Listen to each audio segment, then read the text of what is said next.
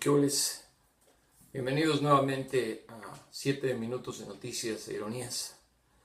Hoy es un día todavía más triste de lo que se puede pensar para quienes ejercemos este trabajo del periodismo. Pues al colega Javier Valdés Cárdenas lo mataron en la capital de Sinaloa.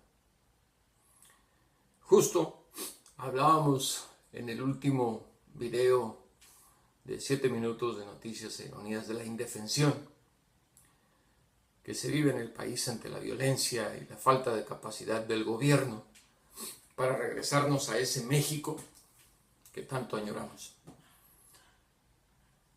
Me siento impotente ante esta noticia de este colega periodista y escritor, quien en su trabajo nos empezó precisamente a describir a este México que se fue despedazando por la violencia en el sexenio de Felipe Calderón, autor de libros como Mis Narco, y Los Morros del Narco.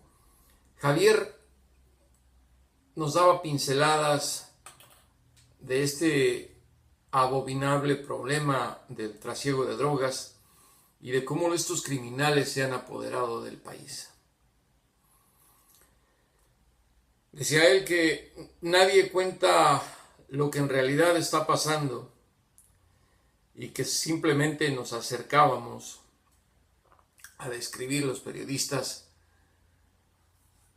poco de lo que tiene del cuello al país este crimen organizado y estos narcos desalmados y este gobierno incapaz de hacer algo. Incapaz. Es demasiado grave lo que ocurre en el país. Ya no dan ganas ni siquiera de describirlo, porque la verdad es horrible. Me siento con las manos atadas. ¿A quién le van a dar ganas de seguir, sobre todo a los jóvenes, ejercer esta noble tarea del periodismo? ¿Quién va a ser el siguiente? ¿Qué van a hacer? Los quieren callar. Quieren callar a las voces que ayudaban a describir una realidad tan horrible como la mexicana. Y mientras eso pasaba, imagínense, Enrique Peña Nieto en Los Pinos, hablando del sindicalismo mexicano en el caso de los maestros, destacando a este líder sindical, Juan Díaz de la Torre, hablando de una reforma educativa que sí es necesaria, que se requiere en México, y no porque hayan asesinado a un colega, pero yo creo que lo más urgente es que nos devuelvan la libertad, la confianza y la seguridad en nuestro país. De verdad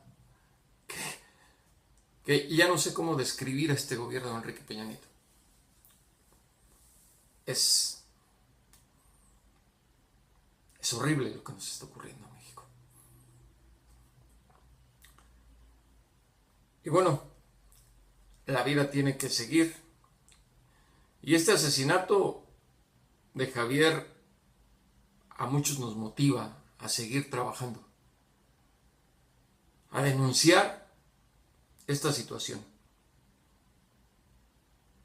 Los políticos van y vienen, las voces críticas y los pocos que se atreven a describir lo que ocurre en el país. No. Y hablando de políticas, pues en el Estado de México, vean, Alfredo del Mazo, el candidato del PRI, y Delfina, la de Morena, se están peleando el voto sindical de los maestros. Esos son políticos. Un estado en el cual lamentablemente sigo pensando que la gente no ha aprendido nada. Pareciera que pasó de noche Enrique Peña Nieto como gobernador, lo hicieron presidente, y pese a todo lo que ha ocurrido, y yo que soy mexiquense, sigo con el temor de que puede volver a ganar el PRI en el Estado de México. Yo no es porque esté a favor de algún partido o de alguno de los candidatos. La verdad, creo que en el Estado de México hemos tenido a los gobernantes que nos merecemos. No aprende la gente. Ahora, Josefina Vázquez Mota, la del PAN, que está cada vez hundiéndose, según las encuestas, hace ajustes a su campaña. Yo creo que le está haciendo el trabajo sucio a alguien. Y ese alguien representa un partido de 3 colores. Quiero cerrar estos 7 minutos de noticias e ironías con el tema de Donald Trump. De acuerdo al periódico The Washington Post, imagínense. Él que habla de que deben parar las filtraciones, de que la prensa es mentirosa, supuestamente le pasó datos secretos de las agencias de inteligencia de su país al gobierno de Rusia,